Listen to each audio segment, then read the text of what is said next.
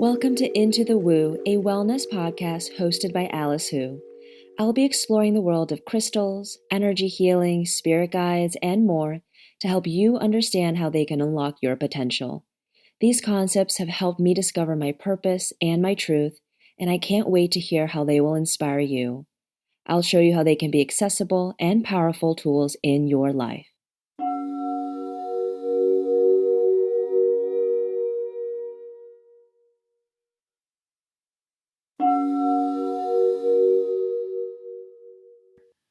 This is Raising Your Vibration Part 2. If you haven't listened to the first episode, listen to that one first. It's linked in the show notes. Then come back to this episode. Raising your vibration doesn't happen overnight.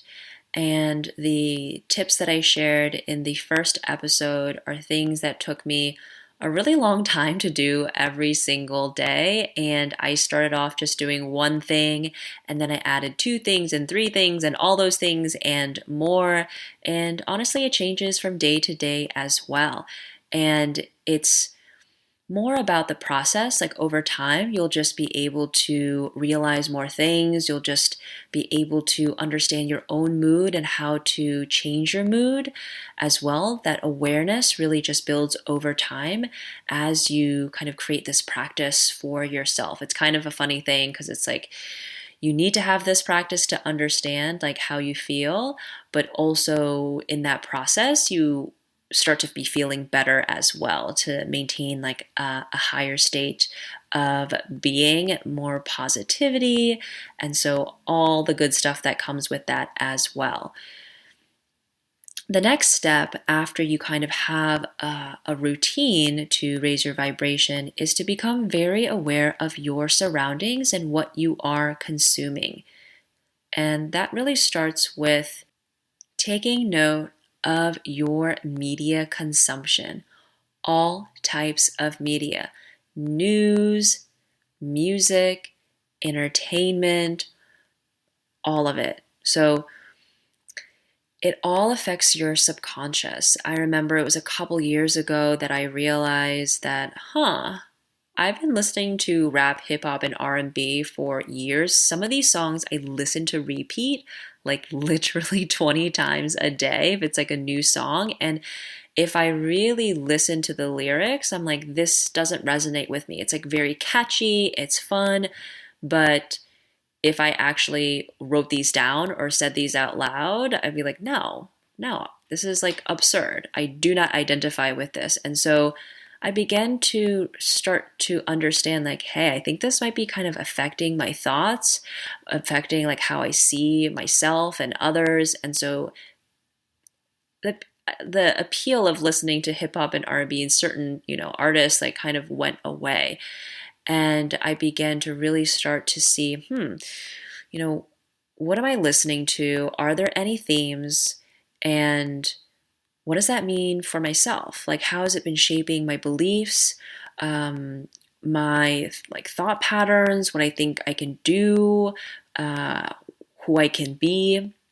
And so there was a time that I started listening only to like solfeggio frequencies and binaural beats, and those are really sounds, frequencies that are high vibe, high vibrational, that kind of either help with DNA repair, feeling abundance and joy, releasing stress and fear, really different types of music that is musically tuned to a higher vibration and to a vibration that feels much better and that will resonate, because music allows you to feel many different things. That's why your favorite artist is your favorite artist, because they pour their soul, their emotion into their work, into their music. And so that allows you to feel a certain way.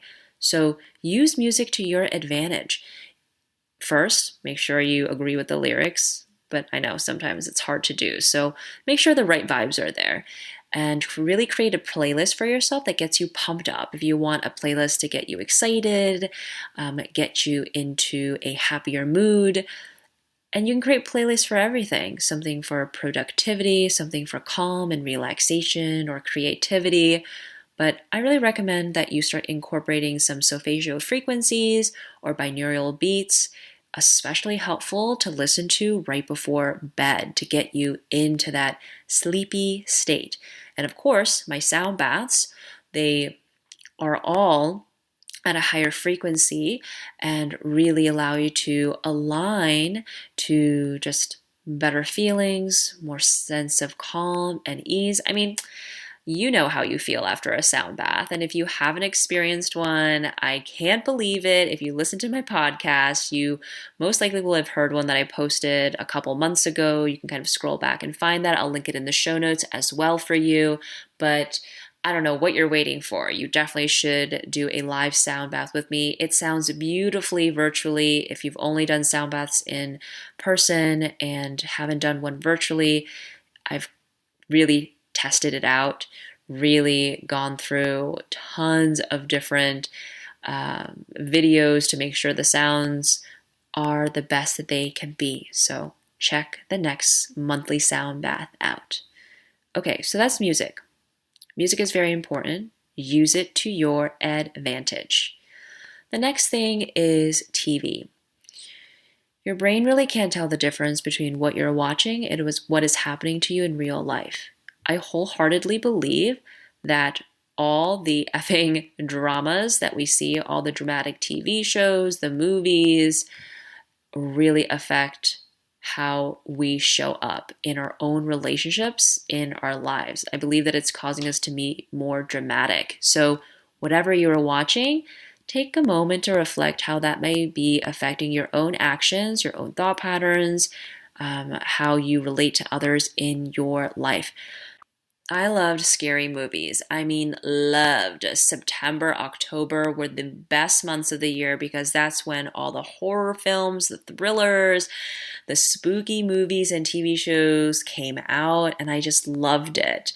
Ironically, though, Halloween is kind of like I'm like okay with that holiday. I don't really dress up, but I loved all the scary TV shows and movies. And about a year ago, I was like, I don't know if I constantly want to be in a state of being scared and thinking like bad shit happens all the time, because that's what a scary movie is.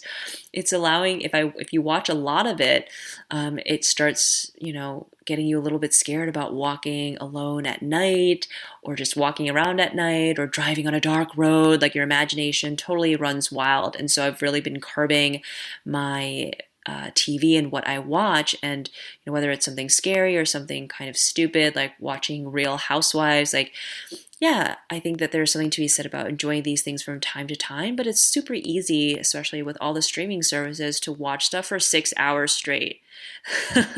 And that is not good for you. You're in a hypnotic state. You're in training to whatever you're seeing, and so you're very susceptible, and you start absorbing whatever they're telling you, whether it's like, product placement. I mean, that's why, people know, the advertisers know, marketers know. I mean, I know this because this was like my industry before I got into wellness, before I got into the woo.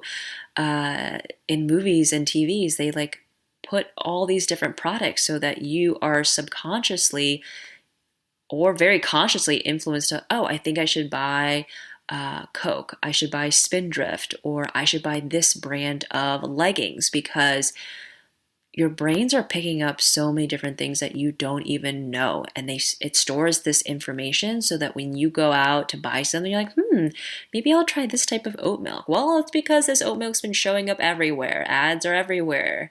It's been in your favorite TV shows. It's been in your movies. It's been talked about in influencers on social media, etc., etc. So really be mindful about what you're watching and what you're consuming. And that's a perfect segue into social media. It is been studied and scientifically proven that it really lowers your vibration. I mean, you don't need a doctor, a scientist, researchers to tell you that it's bad, because you can go on it and you know exactly how you feel when you spend too much time. Is because that your energy is being pulled too far away from you, and you are getting programmed into feeling like you're not enough, or seeing so many people having things that you want, but maybe you don't have.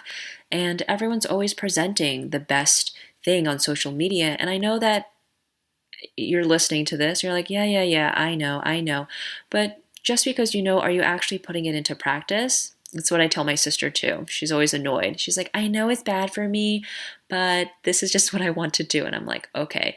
So if you're really truly dedicated to raising your vibration, take a look at what you're consuming and social media, because that mindless scrolling, that doom scrolling really takes a hit to your vibration. So pay attention to how much you're on these platforms. Take breaks as needed.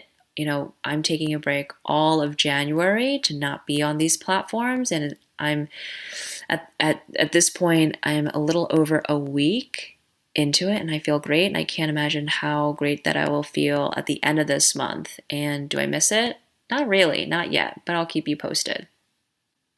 Next is news. Pay attention to how much news you are consuming. It may feel kind of like civic duty that you need to be reading the news all day, every day, but you also need to understand how to cultivate your own energy.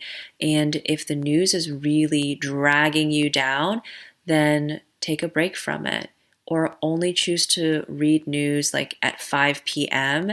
every single day. Really create stronger boundaries for yourself, for your own well-being, and for your own mental health. Looking at the news immediately upon waking is horrible because your mind is still very susceptible. You're like not even really awake, and it could really sour your mood and set a tone for the day that is not desirable. So create better boundaries for news if you haven't already. So after listening to this podcast, take a look at the music that you're listening to. Think about if it's really serving your highest good. Have fun with creating a couple playlists that will bring about a specific feeling, emotion for you, whether it's joy, excitement, creativity, calm, peace. Pick whatever works for you, what you want to create. Pay attention to what you're watching on TV. Make sure that you're not watching too much reality TV so that you're identifying with it and thinking that that is also your reality, because it is not. You get to choose your reality. Always know that. Look through your social media, see if you need to take a break. And also, as you scroll through Instagram or whatever feed you're looking at, notice if there are people that you're like, you know what, I want to put them on mute, or I need to unfollow them and I need to follow more people that are higher vibe, that really align to my values and that inspire me. Lastly, put some boundaries up when consuming the news. Something that I really have been enjoying is reading something at the beginning of the day and the end of the day that is inspiring. So I will include some books in the show notes. Let's see, what recommendations do I have? I'm reading The Power of Now by Eckhart Tolle. I loved Supernatural Being, or Being Supernatural, by Dr. Joe Dispenza. Gabby Bernstein's The Universe Has Your Back. The Alchemist by Paul Coelho. That was awesome. I love rereading that or listening to the audiobook. So, and then the one I post all the time on Instagram is Meditations from the Mat, that has a little blurb every single day that you can read, and books of poems, anything inspirational for you. Starting your day, ending your day in that way is just so beautiful. Most importantly, don't take this too seriously. Don't be too hard on yourself. Know that this changes over time, and it's not to say that, you stop watching TV or you stop listening to the music that you've always listened to.